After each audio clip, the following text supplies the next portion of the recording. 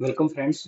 आज हम सीखेंगे कि एफएआर और एफएसआई, ये जो वर्ड है हमारा बिल्डिंग में इंडस्ट्री में है या रियल एस्टेट में है, तो ये वर्ड बेसिकली कैसे यूज होता है, कैसे गवर्नमेंट इसको फाइनलाइज करती है और क्या होता है, आज हम इसके बारे में बात करेंगे। प्लस हम देखेंगे एक एक्सेल में एग्जांपल के थ्रू कैसे इनको हम कैलकुलेट करते हैं और कैसे इनको क्या क्या वैल्यूज हमको इनको के लिए चाहिए होती है।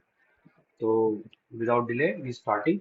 These are the basic outline. Start from the FRI क्या होता है, then taking some example, then benefit क्या है इससे, और कितने टाइप के FAR और FSI होते हैं, और ये FAR और FSI किन टाइप के इंपॉर्टेंट डॉक्यूमेंट्स में हमारे मेंशंस होते हैं, जिनके थ्रू हम इनको चेक कर सकते हैं। ओके, तो FA और FSI की बात करें तो एब्रिविएशन वाइज इसका जो फुल फॉर्म होता है floor space index and floor area ratio, इसको वाला FAR। तीसरा एक और भी होता है जो कि मैंने यहाँ मेंशन नहीं किया है, कुछ कंट्री में आपको FSR मिलेगा, that is called the floor space ratio. इन तीनों में कोई भी खास डिफरेंस नहीं है। इंडियन कॉन्टेक्स्ट में ये दोनों यूज होते हैं, एफएसआई और एफएआर। कुछ कुछ डॉक्यूमेंट्स में आपको किसी स्टेट में एफएसआई लिखा मिल जाएगा, कुछ में एफएआर मिल जाएगा। इवन दोनों की जो डेफिनेशन भी है वो भी आपको डॉक्यूमेंट्स में रिवर्ट मिलेगी किसी जैसे कि जो डेफिनेशन मैंने यहाँ एफएसआई की मेंशन की है वो वहां पे कहीं पे वो वैल्यूज टाइप की एफएआर में मिलती है, एफएआर वाली एफएसआई में। तो डोंट बी कंफ्यूज। ये हमारे इंडियन के कई सारे ऐसे डॉक्यूमेंट्स में आपको ये चेंजेस मिलेंगे, अभी जैसा मैं आपको एग्जांपल में बताता हूँ। तो अब हम यहाँ बात करते हैं तो जो एफएसआई की जो वैल्यू होती है वो एग्जैक्ट रेशियो में होती है। लाइक कि हमारा जो total built up area of all floors है कि हर फ्लोर पे हमने कितनी कितनी बिल्डिंग्स हमने बनाई है, और हमारा टोटल साइट का कितना एरिया है, उसको जब हम डिवाइड करते हैं तो हमें एक फ्रैक्शनल वैल्यू मिलती है, जिसको हम एफएसआई या एफआईआर दोनों बोलते हैं। बट अभी हम यहाँ पे जो डॉक्यूमेंट में होगा कैसा होता है कि अगर वो जो वैल्यू एग्जैक्ट आएगी, लाइक 2 3 या 3.5 वट एवर, तो उसको हम एफएसआई बोलेंगे। बट अगर हम उसको मल्टीप्लाई कर देंगे बाई द 100 और वो वैल्यू जब परसेंटेज में कन्वर्ट हो जाएगी, तो हम उसको एफएआर बोलेंगे। ओके, जैसे यहाँ पे एक एग्जांपल है कि FSI 1 का मतलब हुआ कि 100 स्क्वायर मीटर का कोई एक अगर हमारा प्लॉट था, तो अगर FSI 1 है तो इसका मतलब हम 100 स्क्वायर मीटर का टोटल बिल्टअप जो है BUA बिल्टअप एरिया उस प्लॉट पे बना सकते हैं। इट्स अवर चॉइस कि हम वो 100 स्क्वायर मीटर पूरा ग्राउंड कवरेज कर दें अगर रूल्स कहते हैं तो, या फिर 50-50 के 2 फ्लोर्स कर दें, या 30-30 के 2 एंड प्लस सम पॉइंट कुछ ऐसा फ्लोर में हम कन्वर्ट कर सकते हैं। तो यहाँ पे FSI को हमने जो डिनोट किया है वो नंबर सिंगल डिजिट यानी कि 1।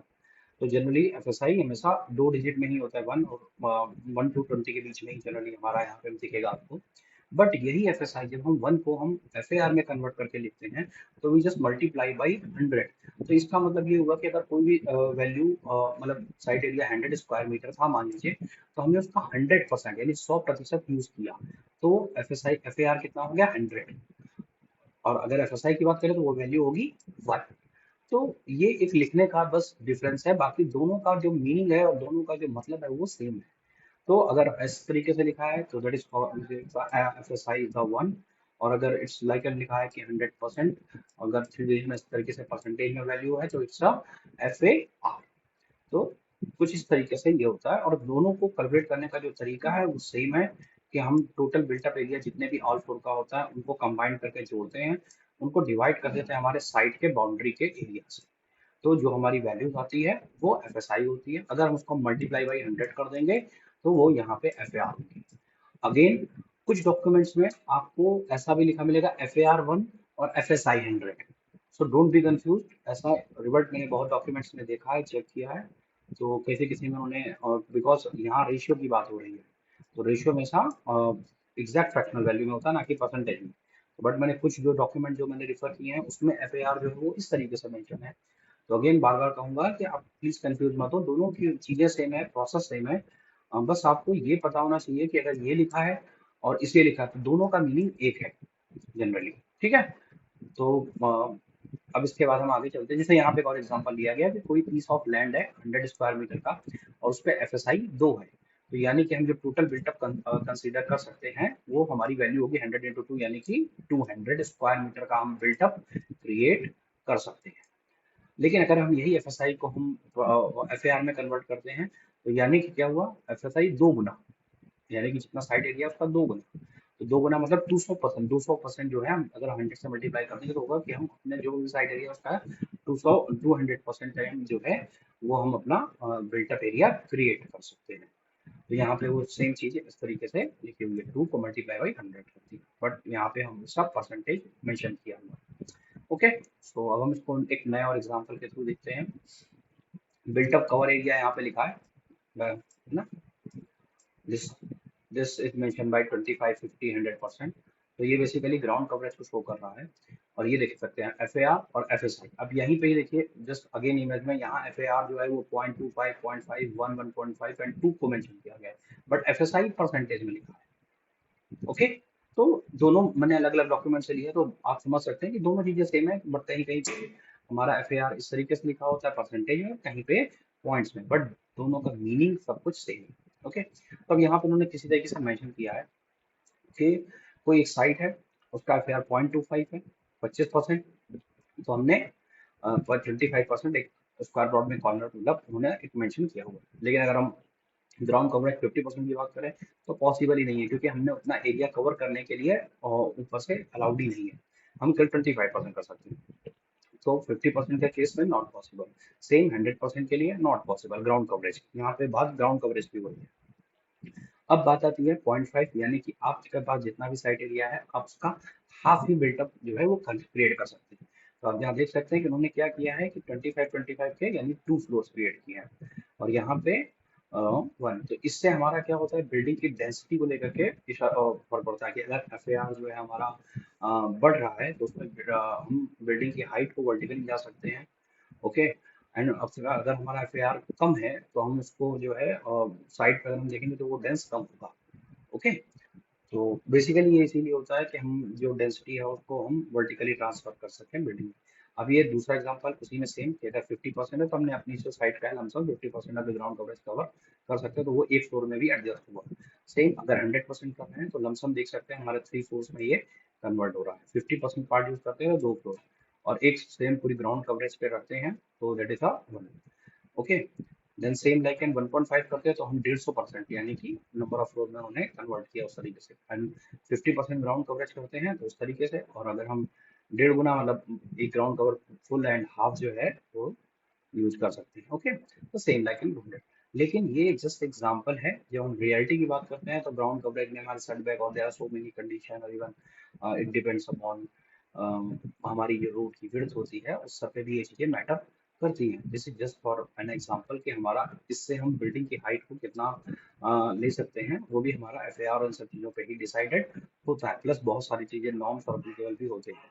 ओके, क्या क्या बेनिफिट हो सकते हैं इससे, हम जो हमारा लैंड है उसका एक एफिशिएंट लैंड यूज कर सकते हैं प्रॉपर, कि उस छोटी जगह में ही कंस्ट्रक्शन कर सकते हैं, मल्टीपल प्लाट उनको यूटिलाइज किया जा सकता है फ्रेंचली, कि हमारा ओवर क्राउडिंग जो हमारा जो ऐसे बड़े बड़े शहर होते हैं उनके लिए, कि जहाँ लैंड पीस कम होती है, लैंड पार्सल कम होता है और हमको वहाँ पे काफी लोगों को सेटलमेंट के लिए, तो उसके लिए हमारा ये यूज होता है। इंफ्रास्ट्रक्चर की प्लानिंग के लिए यूज होता है। ये हेल्प म्यूनिसिपैलिटी को प्लान को हेल्प करता है कि भाई रोड और वाटर सप्लाई सब चीज़ों के लिए फंक्शनल करने के लिए एफ इंफ्रास्ट्रक्चर के लिए।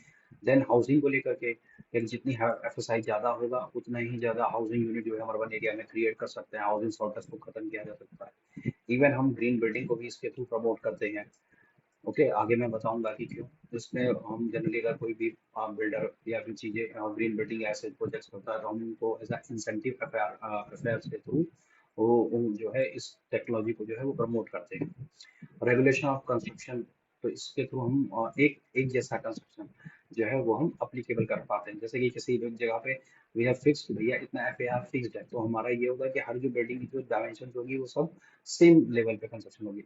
अगर ये चीज़ ऐसा नहीं होगा तो कहीं पे जो बिल्डिंग का स्ट्रक्चर है वो काफ़ी हाई राइज होगा और कहीं लो होगा। तो इसके थ्रू हम जो है बिल्डिंग को हम लोग सिटी को हम लोग मेंटेन कर सकते हैं कि भाई रेगुलेशन ऑफ जो कंस्ट्रक्शन जो रूल है कि वो इतना ही है, उससे ऊपर आप नहीं जा सकते। ओके, इससे हमारी जो स्ट्रक्चरल इंटीग्रिटी है उस एरिया की वो भी हमारी मेंटेन होती है। ओके, अब बात करते हैं टाइप्स ऑफ एफ तो ये जो है हमारे वो कुछ 5 टाइप के एफ हैं, इसको हम भी देखते हैं। बेसिक और परमिसिबल एफ जिसको हम लोग बेस एफ भी बोलते हैं या बेस एफ भी बोल सकते हैं। तो ये वो वैल्यू होती है जो कि हमारी डेवलपमेंट अथॉरिटी या जो भी है वो फिक्स करती हैं according to the zoning, according to the plot size, according to the road width, according to the even building.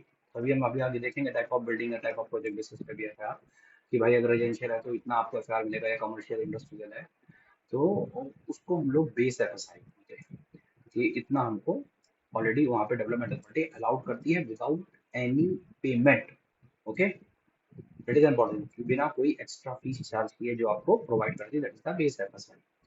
Premium FSI होता है या एडिशनल एफएसआई, जो कि क्या होता है डेवलपर जो है एक लिमिटेड होता है कि यहाँ इससे डेवलपमेंट अथॉरिटी है कि एक फिक्स करती है कि हम किसी भी जगह पर रेजिडेंशियल एरिया के लिए 3 एफएआर या एफएसआई है और आप 0.75 तक जो है वो आप परचेज कर सकते हैं। तो आप मैक्स टू मैक्स 3.75 अचीव कर सकते हैं। बट अगर आप 3 तक बिना पेड करना चाहते हैं तो 3 तक ओके है, लेकिन अगर आप एक्स्ट्रा हायर जाना चाहते हैं तो you can purchase the 0.75 FSI from the authority, municipal authority, by paying a fee. Then the third one is called the incentive FSI. तो ये एफएसआई जो है ये खुद डेवलपमेंट अथॉरिटी जो है वो डेवलपर्स को देती है कि अगर वो कोई अपनी बिल्डिंग में पब्लिक इंफ्रास्ट्रक्चर के लिए ज्यादा इंपॉर्टेंस दे रहा है, कंट्रीब्यूशन दे रहा है, ठीक है, सच एज रोड वाइडनिंग के टाइम पे अगर आपका जो लैंड लीज जा रहा है तो उस केसेस में जो है डेवलपमेंट अथॉरिटी जो है वो आपको एक इंसेंटिव के तौर पे एफएसआई बढ़ाने के लिए देती है। प्लस ग्रीन बिल्डिंग के केसेस में देती है। अगर आप अफोर्डेबल हाउसिंग को फेस कर रहे हैं उस केसेस में भी आपकी एफएसआई को वो बढ़ाती है। ओके, तो उस केसेस में आपको हमको पे नहीं करना होता है, बट जो डेवलपमेंट अथॉरिटी है उन चीज़ों को उन चीज़ों को प्रमोट करने के लिए जो है अपनी तरफ से इंसेंटिव एज अ एफएसआई जो है वो प्रोवाइड करती है। देन द फोर्थ वन जो है वो फंगिबल एफएसआई है, और फंगेबल कंपनसेटरी एरिया, ये बहुत इंपॉर्टेंट है। और ये जो यूज होता है वो जनरली यूज होता है हमारा रीडेवलपमेंट के केस में। जैसे कोई भी बिल्डिंग जब हमारी रीडेवलपमेंट में जाती है तो जो पहले से ऑलरेडी वहाँ पे लोग रह रहे हैं तो बस उनको सेम प्लॉट साइज पे सेम प्लॉट कभी अलॉट नहीं होता, ताकि उनको कुछ प्रॉफिट हो सके, इसलिए गवर्नमेंट ने लॉ बनाए हैं। और ये जो गवर्नमेंट के लॉ है बेसिकली कोर्ट और हियरिंग के बाद कोर्ट ने इन सब चीज़ों पे बेंच में क्रिएट किया है। तो हाँ, इसमें होता क्या है कि गवर्नमेंट ने फिक्स किया है कि जितना भी आपका प्लॉट साइज का एरिया होगा वो उसका 35% एक्स्ट्रा जो है वो बिल्डर को प्रोवाइड करना होता है। और ये जो 30 जो भी आपका प्लॉट एरिया आपके डॉक्यूमेंट्स में लिखा होगा उसी का ही वो जस्ट 35 होगा। लेकिन इसमें से जो हमारा एरिया जो है वो बालकनी और जो ये फ्लावर बेड्स और लिफ्ट लॉबी इन सब का एरिया को हटा देते हैं। नहीं तो जनरली होता क्या है कि जब बिल्डर दोबारा प्रोवाइड कराते हैं तो वो बालकनी और सबका एरिया कंसीडर कर लेते हैं और फिर वो बोलते हैं कि उन चीज़ों को वो इंस्ट्रक्शन स्पेशल डाल के लिफ्ट लॉबी में कि ये भी ये था। तो प्लॉट साइज जो आपका एग्जैक्ट जो होता है बीएचके का वो आपका छोटा ही रहता है, बट जो अदर स्पेसेस जो होते हैं उनको वो बड़ा कर देते हैं। तो गवर्नमेंट ने इसमें एक इनिशिएटिव रखा है कि आप खाली जो आपका फ्लोर एरिया है खाली उसको ही कंसीडर किया जाता है। जैसे कि एग्जांपल के लिए किसी का कोई 1 BHK है और लमसम अराउंड 300 स्क्वायर फीट के आसपास है। तो अब जब वो उसका रीडेवलपमेंट के केस में जाएगा जिसमें बालकनी का एरिया और ये सब एरिया इंक्लूड नहीं है, तो 300 के आसपास जब जाएगा आपका, तो वो 300 का 35% एक्स्ट्रा लमसम 105 स्क्वायर फीट आता है। तो जो उसको 25 ईयर्स के सॉरी जो उसको रीडेवलपमेंट के बाद अलॉट होगा वो अराउंड 400 स्क्वायर फीट के आसपास वो अलाउड होगा। और एक और भी चीज है, जो भी फंगिबल एसएफएसआई होता है ये कभी भी जो है बिल्डर वो किसी को बेच नहीं सकता, सेल नहीं कर सकता। इस लाइक एन एग्जांपल कि उसने ट्रीट किया कि जो भी पहले से एग्जिस्टिंग लोग हैं कि आपका सेम साइज का आपका फ्लैट होगा, बट वो उसी एफएसआई का यूज करके एक फ्लोर एक्स्ट्रा क्रिएट कर लेगा और देन उसको वो सेल कर देगा। तो ऐसा बिल्कुल भी पॉसिबल नहीं है, वो ऐसा लीगली नहीं कर सकता है। ऐसा रूल्स एंड नॉर्म्स में है। तो ये चीज हमको एक सोचनी चाहिए कि जो आपका जो F35% एक्स्ट्रा जो एफएसआई पे हमको अलॉट होता है तो वो चीजें वो बिल्डर कभी भी बेच नहीं सकता है, इसलिए हम इसको फंगिबल या कंपनसेटरी एरिया में बोलते हैं। इसके ऊपर जो रूल होता है कि जो डेवलपमेंट अथॉरिटी इस एफएसआई जो पहले था प्लस 35% एक्स्ट्रा उसके ऊपर भी ये जो है डेवलपमेंट अथॉरिटी जब हमारा रीडेवलप में जाता है तो एफएसआई देती है ताकि बिल्डर उसको अर्न कर सके, प्लस उस पर भी वो 35% ले सकते हैं। Okay, so fungible as subside just only for the case of redevelopment, even in case of slum but उस केस में स्लम के केस में फंगिबल एफएसआई जो है वो स्लम रिहेबिलिट और स्लम रिहेबिलिटेशन के केस में जो होता है वो उस केस में फंगिबल एफएसआई नहीं प्रोवाइड होता, स्लम रिहेबिलिटेशन के केस में बिल्कुल भी प्रोवाइड नहीं होता है। Okay, so then fifth one is the rehabilitation. तो ये एक अलग केस में है, डॉक्यूमेंट डिवाइसेस, तो इसको हम लोग बाद में कभी देखेंगे। तो नेक्स्ट, ये जो FRFSI है ये आपके प्रोजेक्ट वाइज है कि रेजिडेंशियल है तो किस जोन में ये हमारा डेवलपमेंट सोसाइटी क्रिएट करती, कॉमर्शियल है तो कितना होगा, इंडस्ट्रियल है तो FSI कितना होगा। तो ये जो हमारा है types of FRFSI on the basis of the building typology के बेसिस पे। Okay, okay. अब बात आती है कि ये FRI और FSI हमको किन किन डॉक्यूमेंट में जनरली हमको देखना चाहिए और कौन कौन सी जगह पे हमको ये पढ़ने को या देखने को मिलेंगे। तो लोकल बायलॉस फर्स्ट आपको चेक करना पड़ेगा, अकाउंटिंग। देन कुछ प्लानिंग पॉलिसीज डॉक्यूमेंट्स, आपकी बिल्डिंग का ऑक्यूपेंसी सर्टिफिकेट, और भी बहुत सारे ऐसे बिल्डिंग के आपके सर्टिफिकेट्स होते हैं जो कि आपके पास होते हैं एट द टाइम ऑफ जब आप कोई फ्लैट या कुछ परचेज करते हैं, तो उन डॉक्यूमेंट्स में भी मेंशन होता है।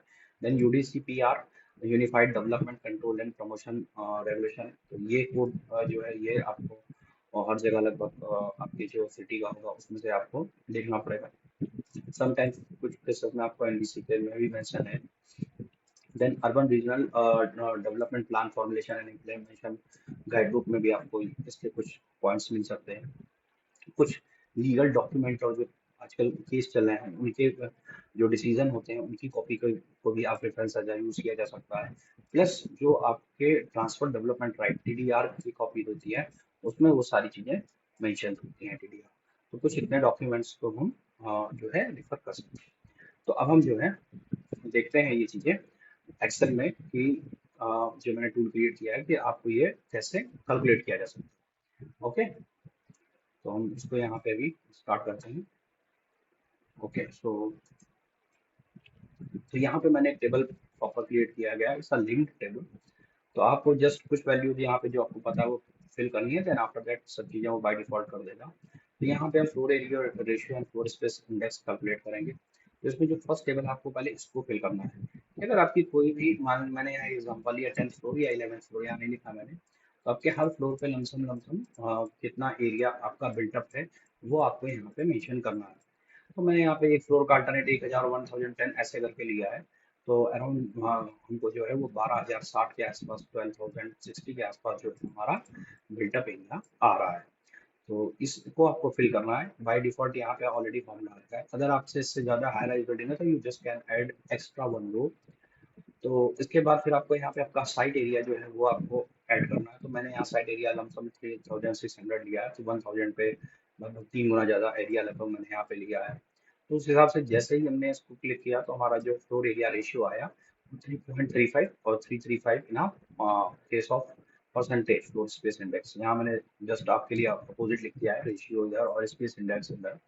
ओके, अगर हम यहाँ पे हम चेंज करते हैं 3600 की जगह हम यहाँ पे 4000 लेते हैं लमसम 4000, तो आप देखते हैं कि इसमें चेंज हो गया। तो जो FAR जो है वो गिर गया 3.015 और 301 परसेंटेज है ना FSI या FAR। ओके, तो इस तरीके से हम आप जो आपका बेस FSI है वो कैलकुलेट कर सकते हैं। अब बात करते हैं प्रीमियम FAR या FSI लिया तो उससे क्या फायदा होगा।